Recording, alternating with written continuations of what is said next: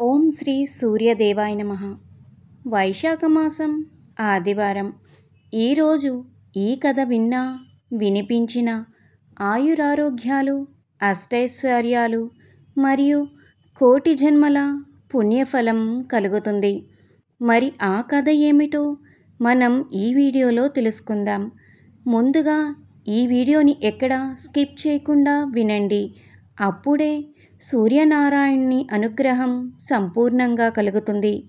ముందుగా ఈ వీడియోకి ఒక లైక్ చేసి నా ఛానల్ని సబ్స్క్రైబ్ చేసుకోండి. నా ఛానల్ గ్రోత్కి సపోర్ట్ చేయండి. ఒకానొక ముసలిది ప్రతిరోజు సూర్యోదయానికి ముందే నిద్రలేచి పొరిగింటి వారి ఆవు దగ్గర పేడను తెచ్చుకొని ఇల్లు వాకిలి అలుక్కొని ముగ్గులేసుకొని సూర్యోదయం కాగానే వంట ఆరంభించి సూర్యదర్శనం కాగానే నైవేద్యం చెల్లించి అనంతరమే తాను ఎంగిలి పడేది. ఆదివారం నాడు మాత్రం పాయసం వండి నివేదించి కాస్తంత ఆ ప్రసాదమే తిని ఆ రోజంతా మరే ఆహారము తీసుకునేది కాదు. ఏ రోజునైనా సూర్యదర్శనం కాకపోతే ఆ రోజు మొదలు పచ్చి గంగ కూడా ముట్టేది కాదు. అంత నిష్టగా నోము చేస్తున్న దేవుణ్ణి ఎప్పుడూ ఏమీ కోరలేదు. నిత్యం ఆనందంగా ఉండేది.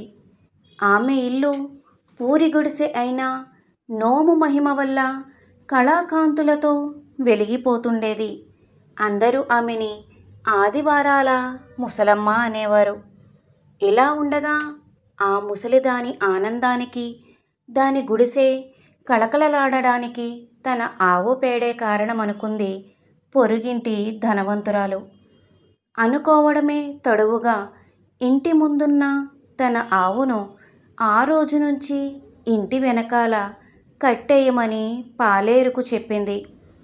ఈ సంగతి తెలియని ముసలిది మరునాడు ఉదయమే పేడ కోసం వెడితే అక్కడ ఆవు లేక పేడ లేక హతాశురాలైపోయింది.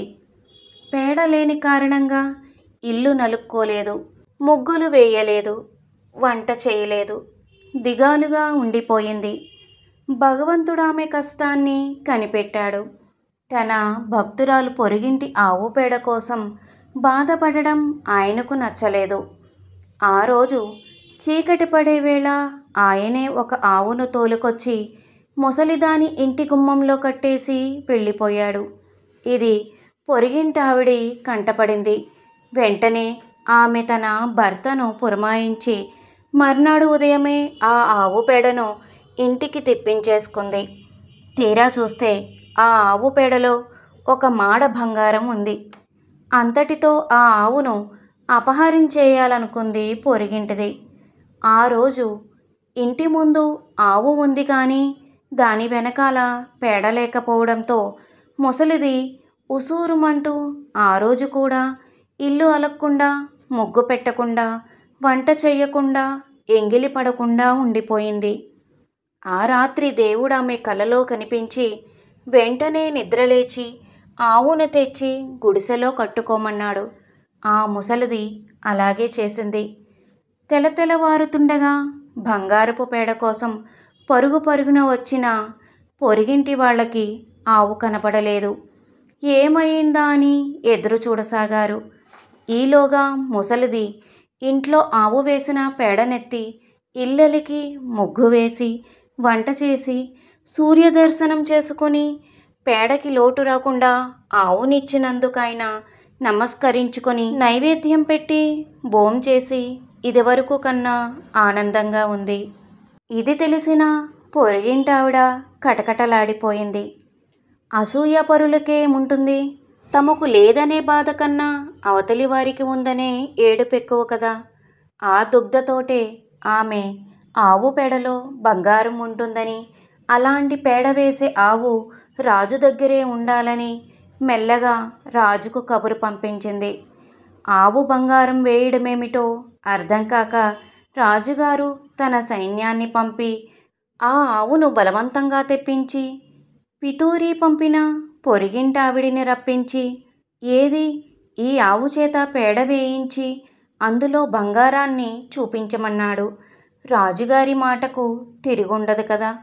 పొరిగింటిది ఆమె వర్గం వారు కలిసి ఆ ఆవును పేడ వేయమని కోరగా అది పేడ వేయసాగింది. అది అలా వేస్తూనే ఉండిపోయింది. పెరిగిపోతున్న పేడ కళ్ళెన్ని తెప్పించుతున్నా కూడా అది ఇంకా అలా పేడ వేస్తూనే ఉంది. క్రమంగా రాజభవనాలన్నీ కూడా ఆ ఆవు వేసిన పేడతోటి, పేడ వాసనతోటి నిండిపోయాయి. అక్కడి వాళ్ళంతా అలసిపోయారు. అప్పుడు ఆకాశవాణి, మహారాజా, ఈ పేడ చాలునా? నీ రాజ్య ప్రజలందరికీ సరిపడా ఇంకా కావాలా అని వినిపించింది. అందరూ భయపడ్డారు. తిరిగి ఆకాశవాణి, రాజా, ఈ ఆవు నా ముసలిదానికి నేనే ఇచ్చాను. నేను సూర్యుడిని. ఆవు కోసం ఆశపడే వాళ్ళని చూశాను, కానీ ఇలా పేడ కోసం పేరాశపడేవాణ్ణి నిన్నే చూస్తున్నాను. వెంటనే గోవును ఆ ముసలిదానికి అప్పగించు, లేదంటే నీ రాజ్యం మొత్తం దాని పేడలో మునిగిపోతుంది సుమా అని చెప్పి పొరిగింటి దాని కుట్రను తెలియజేయడంతో మహారాజు భగవంతుడికి కృతజ్ఞతలు చెప్పి క్షమాపణ కోరి ఆ గోవును ప్రార్థించగా అది ప్రసన్నమైంది. రాజు దానికి షోడశోపచారాల పూజలు చేసి ముసలిదానికి అప్పగించారు. తన ఆవు తనకు దక్కడంతో ముసలిదెంతో ఆనందించింది. జీవితాంతం వరకు పంటి బిగువు తగ్గక, కంటి చూపు తప్పక, చెవి బలం చెడిపోక, వాత, పిత్త, కఫ, శ్లేష్మాది వ్యాధులు లేక ఆరోగ్యంగా జీవించి సూర్యభగవానుడి పూజలు చేసుకుంటూ బ్రతికి అంత్యంలో సూర్యానుగ్రహం వలన సూర్యమండలంలో లీనమైపోయింది. ఈ కథ ఇంత శ్రద్ధగా విన్నా మీ అందరికీ కూడా ఎటువంటి ఆరోగ్య సమస్యలు లేకుండా సంపూర్ణ ఆరోగ్యం కలుగుతుంది. ఓం హ్రీం గృణిః సూర్య ఆదిత్యః శ్రీం.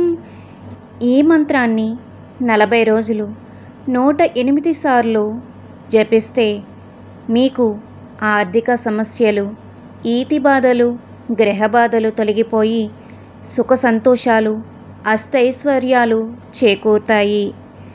నా వీడియో కనుక మీకు నచ్చినట్లయితే ఓం శ్రీ సూర్యదేవాయ నమః అని కామెంట్ చేయండి. నా వీడియో కనుక మీకు నచ్చినట్లయితే లైక్ చేయండి, షేర్ చేయండి, సబ్స్క్రైబ్ చేయండి.